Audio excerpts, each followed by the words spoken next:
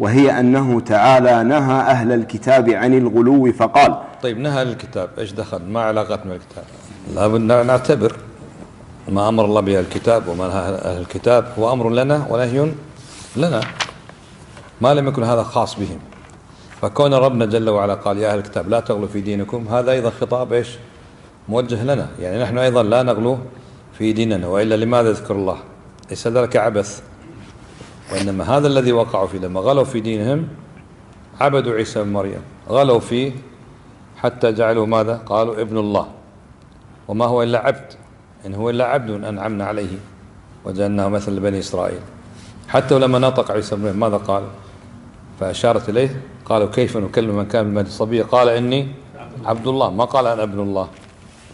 ما الذي جعله من عبد الله من كونه عبدا لله إلى أن يكون ابن الله؟ الغلو، غلوا حتى عبدوه مع الله عز وجل.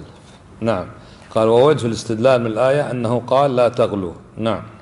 ووجه الاستدلال من الآية أنه قال لا تغلو، وتغلو فعل جاء في سياق النهي فهو يعم جميع أنواع الغلو في الدين. نعم. أي لا تغلو بأي نوع من أنواع الغلو في الدين، فنهوا عن أي يعني نوع. الغلو في الدين أنواع، في غلو في المدح، في غلو في الذم، في غلو في العبادات، في غلو في الوضوء، في غلو بترك المباحات.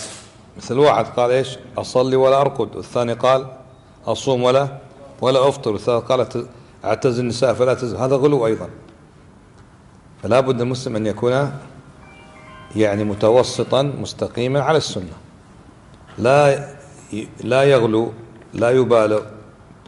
لما النبي صلى الله عليه وسلم أخذ حصيات حتى يرمي فيها الجمرات قال بمثل هذا فرموا ولا تغلو، لا تأخذ حجرا كبيرا، هذا من الغلو. نعم. قال فنهوا عن أي نوع من أنواع الغلو، فيدخل في هذا عموم الغلو في الصالحين وغيرهم. تمام. والمتأمل لحال أهل الكتاب ولما قص الله جل وعلا من أخبارهم يجد أنهم قد غلوا في صالحيهم، كغلو النصارى مثلا في عيسى عليه السلام وفي أمه وفي حواريه، وكغلو اليهود أيضا في عزير وفي أصحاب موسى وفي أحبارهم وفي رهبانهم وهكذا. فحصل الفرق بين الأحبار والرهبان. الأحبار العلماء يعني، والرهبان العباد. واضح؟ أحبار ما مفردها؟ حبر وحبر، تجمع على حبر وحبر. نعم، يعني عالم. والرهبان جمع راهب وهو العابد. فهم غلوا في حبهم للأحبار والرهبان حتى عبدوهم من دون الله عز وجل. نعم.